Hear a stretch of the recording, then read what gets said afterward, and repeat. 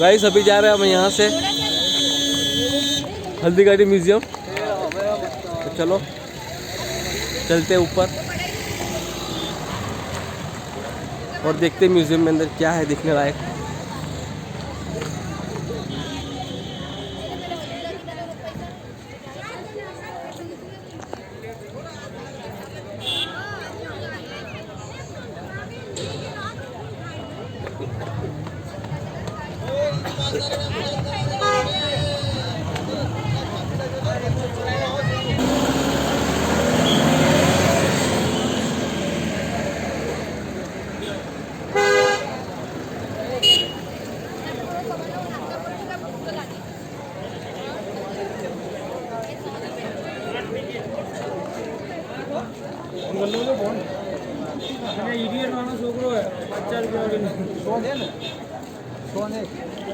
Museum की ticket यहाँ से मिलेगी। टिकट का रेट है वो है 100 रुपीज़, बच्चों के लिए 50 रुपीज़, रनर के लिए 200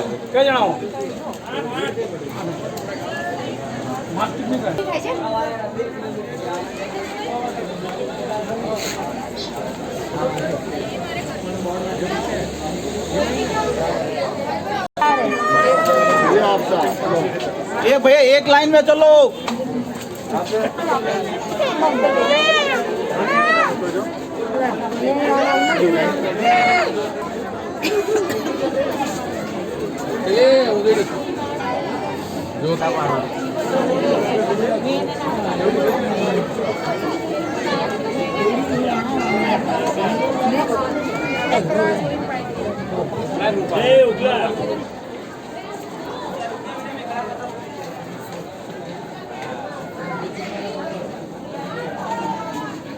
मैं ऑटो स्टेशन हूँ, मेरे पास है नहीं वो, फिर वो मेरे पास व्हाट्सएप पे थी, तो वो मैं आपको सेंड कर दी।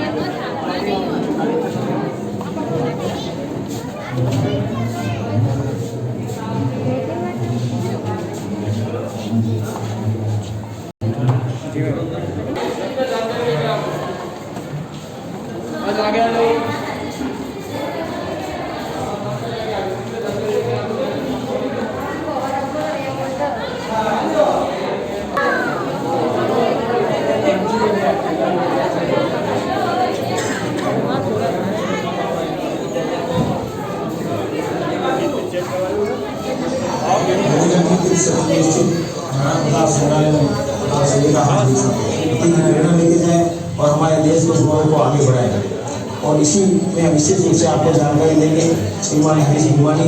धन्यवाद। इस म्यूजियम के संस्थापक श्रीमान मोहन जी शिमाली है।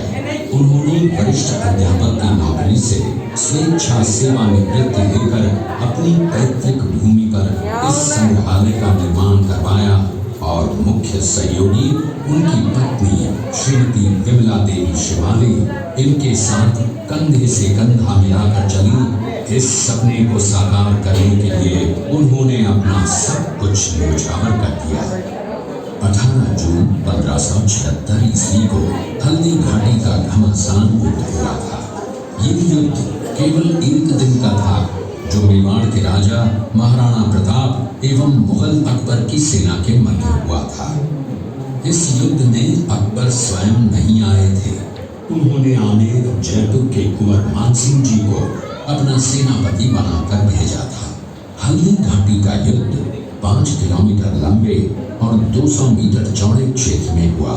आप लोग सभी संग्रहालय में खड़े हैं। संग्रहालय से 200 मीटर की दूरी पर चेतक की समाधि है, जहां पर महाराणा प्रताप के स्वामी भक्त घोड़े चेतक को दफनाया गया था। यहां से 2 किलोमीटर की दूरी पर हल्दी घाटी दर्रा है। इस दर्रे की विशेषता है कि यहाँ की प्राकृतिक मिट्टी व पत्थरों का रंग हल्दी जैसे पीले रंग का है। इस दर्रे के चारों तरफ महाराणा प्रताप की भील आदिवासी सेना राणा पूंजा के नेतृत्व में तैनात थी। ये सेना तीर, भाले, पत्थर चलाने में कुशल थी। यहाँ से 1 किलोमीटर की दूरी पर शाही बाग है, जिसमें मुगल सेना का पड़ाव था। राणा प्रताप की भील आदिवासी सेना राणा पूंजा के नेतृत्व में तैनात थी। ये सेना तीर, भाले, पत्थर चलाने में कुशल थी। यहाँ से 1 किलोमीटर की दूरी पर शाही बाग है, जिसमें मुगल सेना का पड़ाव था। महाराणा प्रताप की सेनाओं ने मुगल सेना को यहाँ से 3 किलोमीटर दूर पीछे समतल क्षेत्र में, जहाँ अभी खमनोर गांव है, वहां तक खदेड़ दिया। इसी खमनोर गांव के पास बनास नदी के पास समतल मैदान में 7 घंटे का भयानक युद्ध हुआ। जब ये युद्ध समाप्त हुआ तो वहां पर मानसूनी बरसात हुई और वहां पर कटी हुई लाशें और खून ने पानी में मिलकर एक तलाई का रूप ले लिया। इतिहासकारों ने इस तलाई को रक्त तलाई का नाम दिया। यहीं पर एक बगीचा बनाया हुआ है और जो इस युद्ध में शहीद हुए थे, उनके स्मारक इसी बाग में बने हुए हैं। इस लड़ाई की विस्तृत जानकारी आपको एक फिल्म के द्वारा दी जाएगी।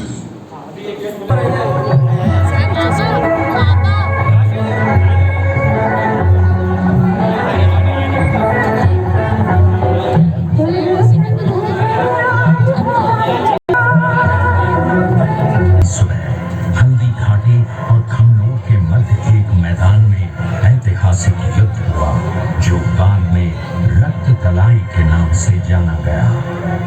महाराणा प्रताप की सेना गोगुंदा से हल्दी घाटी पहुंची, जबकि सेनापति कुंवर मानसिंह जी जयपुर के नेतृत्व में मुगल सेना ने हल्दी घाटी के ठीक नीचे मैदान में अपना मोर्चा जमाया। मुगल सेना के हरावल दस्ते द्वारा घाटी में घुसपैठ करने के प्रयास की प्रतिक्रिया स्वरूप महाराणा प्रताप की सेना मुगलों पर टूट पड़ी।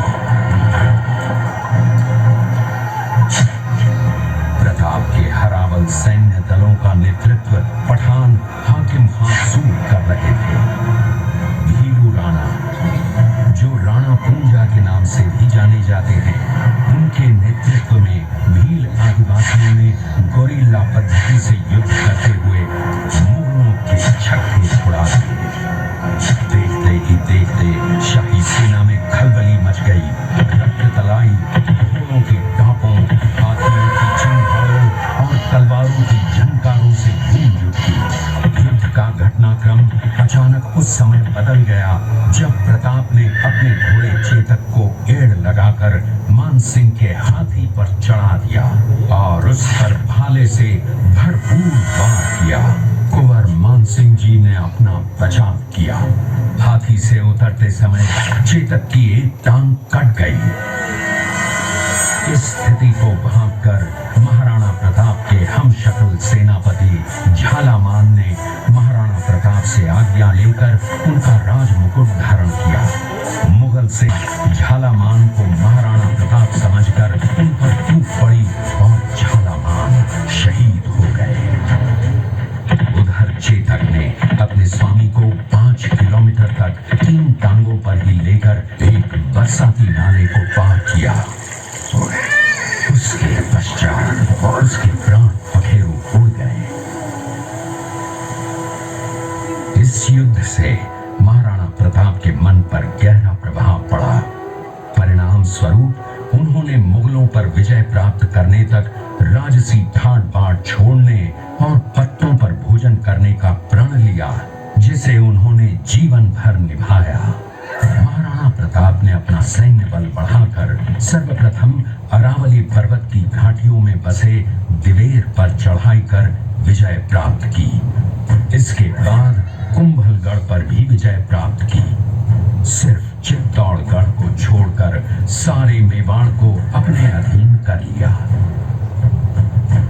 कालांतर में महाराणा ने चावंड में अपनी राजधानी स्थापित की।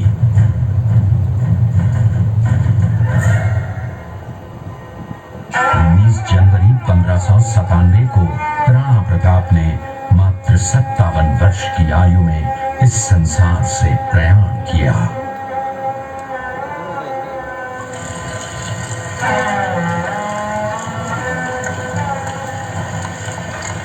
हल्दी घाटी का युद्ध एक सांप्रदायिक युद्ध न होकर आत्मसम्मान, मातृभूमि की स्वतंत्रता व स्वाधीनता का संघर्ष था। इसका प्रमाण ये है कि जहां पर अकबर की सेना के सेनापति जयपुर के कुंवर मानसिंह जी थे, वहीं पर महाराणा प्रताप की सेना के सेनापति काबुल के हाकिम खां सूर थे। महाराणा प्रताप स्वतंत्रता की वेदी पर एक ऐसा अंगारा था जो आत्मसम्मान व देश गौरव के लिए दिन रात जलता रहा, धधकता रहा और अंत में बुझकर भी उसने देश में ऐसा लौह भर दिया जिसकी प्रखर किरणों ने भारत माता को गुलामी की जंजीरों से मुक्त कराने के लिए सदा प्रेरित किया।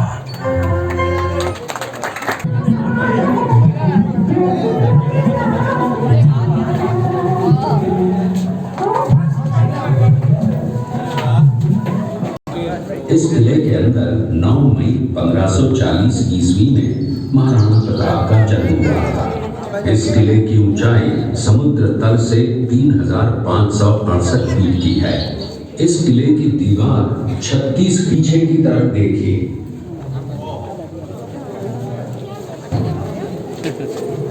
ये दृश्य मेवाड़ की प्राचीन राजधानी चित्तौड़गढ़ का है।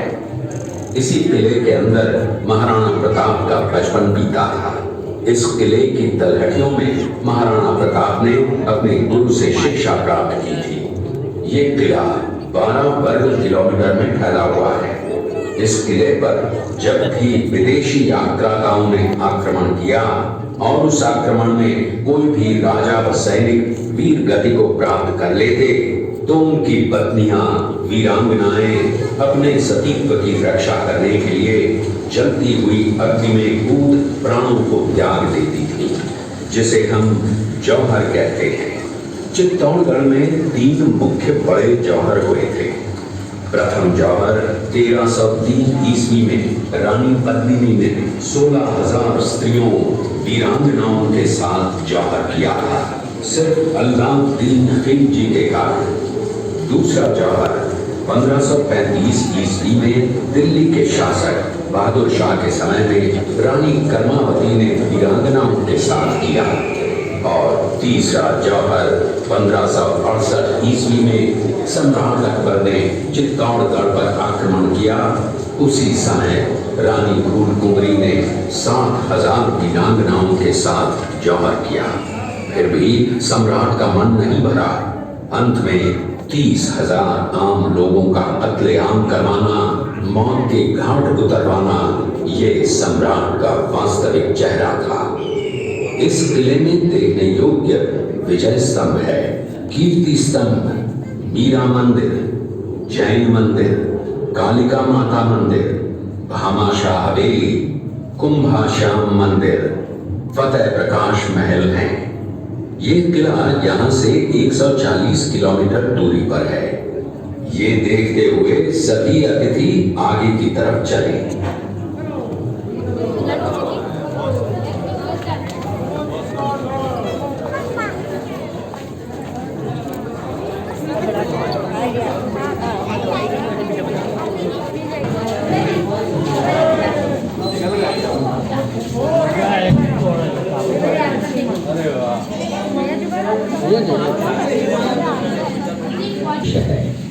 अब्दुल रहीम खान खाना अजमेर का सूबेदार था।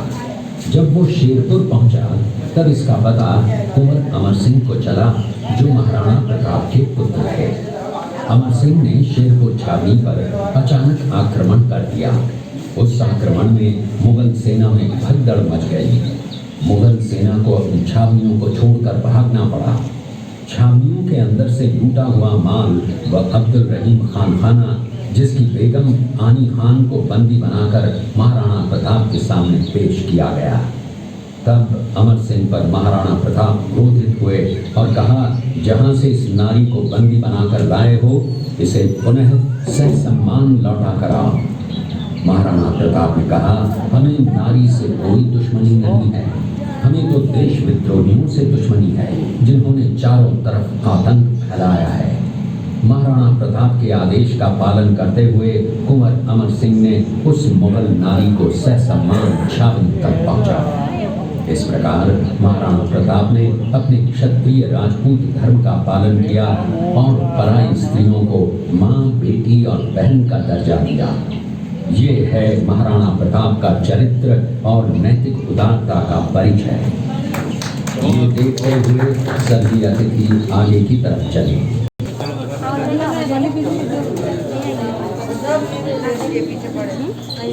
आप लोगों ने चित्तौड़गढ़ का दृश्य देखा, उसी किले के अंदर की ये घटना है। मेवाड़ की एक ऐसी मां थी जिसने अपने पुत्र का बलिदान देकर राजवंश की रक्षा की थी। उस मां का नाम पन्नाधाय था।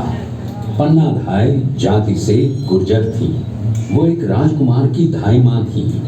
दूसरी तरफ हाथ में तलवार लिए खड़ा ये बनवीर सिंह एक दासी पुत्र है। ये कुंवर उदय सिंह की हत्या करके मेवाड़ की राजगद्दी प्राप्त करना चाहता था। एक रात्रि बनवीर सिंह को मौका मिला। वो राजकुमार उदय सिंह के बड़े भाई विक्रमादित्य सिंह की हत्या करके राजमहल की तरफ आगे बढ़ा। इसकी सूचना पन्नाधाय को लग गई। कुछ समय तक पन्नाधाय चिंतित हुई। तभी पन्नाधाय ने अपने पुत्र चंदन को राजसी कपड़े पहनाकर पलंग पर सुला दिया और उदय सिंह को एक टोकरी के अंदर छिपाकर पत्तों से ढक के महल के बाहर निकालकर गुप्त रास्ते से कुंभलगढ़ भेज दिया। बनवीर सिंह जब तलवार लेकर राजकक्ष में आया तो उसने पन्नाधाय से कड़क आवाज में उदय सिंह के लिए पूछा तो पन्नाधाय ने चंदन की तरफ इशारा किया। बनवीर ने चंदन को उदय सिंह समझकर चंदन की हत्या कर दी और ये समझने लगा कि मैंने राजकुमार उदय सिंह को मार दिया। वही राजकुमार बड़े होकर राजा बने और अपने नाम का उदयपुर नगर बसाया जो यहाँ से 40 किलोमीटर दूर है। और उन्हीं के पुत्र महाराणा प्रताप हुए जिन्होंने हल्दी घाटी का युद्ध लड़ा और आज हम लोग उनका इतिहास यहाँ पर देख रहे हैं। ये देखते हुए सभी अतिथि आगे की तरफ चले। वीरता को दर्शाती है। एक समय नरभक्षी बाघ का आतंक छाया हुआ था। महाराणा प्रताप ने उस बाघ का शिकार कर उस बाघ को मार डाला। ये घटना महाराणा प्रताप की वीरता की प्रतीक है। कृपया अब आप सब पीछे की तरफ देखिए। इस दृश्य में देखिए महाराणा प्रताप अपनी प्रतिज्ञा का पालन करते हुए। महाराणा प्रताप ने प्रतिज्ञा की थी कि जब तक अपनी मातृभूमि को शत्रुओं से मुक्त नहीं करा लेता तब तक न तो मैं महलों में रहूंगा, न किसी धातु के पात्र में भोजन करूंगा, न किसी गद्दी के बिछौने पर सोऊंगा। पत्ते ही भोजन के पात्र होंगे, जमीन ही बिछौना होगा। इस प्रतिज्ञा का पालन उन्होंने 21 वर्षों तक जंगलों में रहकर की। महाराणा प्रताप और सुविख्यात स्वामी भक्त घोड़े चेतक के अंतिम मिलन का है। हल्दी घाटी युद्ध के बाद चेतक घोड़े ने 22 फीट के एक बरसाती नाले को पार किया। ये उसी समय का दृश्य है। पास में खड़े महाराणा प्रताप के छोटे भाई शक्ति सिंह हैं, जो पहले मुगल सेना में थे। बाद में वो महाराणा प्रताप की तरफ आए, माफी मांगी और अपना घोड़ा महाराणा प्रताप को दिया। ये देखते हुए सभी अतिथि आगे की तरफ चले।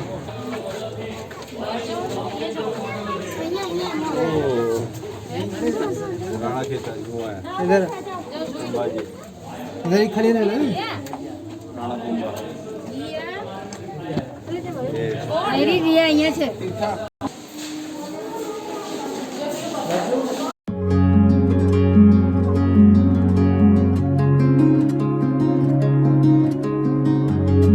तो जी हल्दी घाटी का म्यूजियम और महाराणा प्रताप का हल्दी घाटी वाला युद्ध का इतिहास देखने के बाद अब हम जा रहे हैं यहाँ से थोड़े ही दूर महाराणा प्रताप का फेमस और फेवरेट घोड़ा चेतक की समाधि देखने और फिर वहां से जाएंगे महाराणा प्रताप का स्मारक देखने। पर ये दोनों चीजें हम आपको नेक्स्ट व्लॉग में दिखाएंगे, बिकॉज ये वीडियो काफी लंबा हो चुका है। तो मिलते हैं नेक्स्ट व्लॉग में, तब तक के लिए बाय बाय।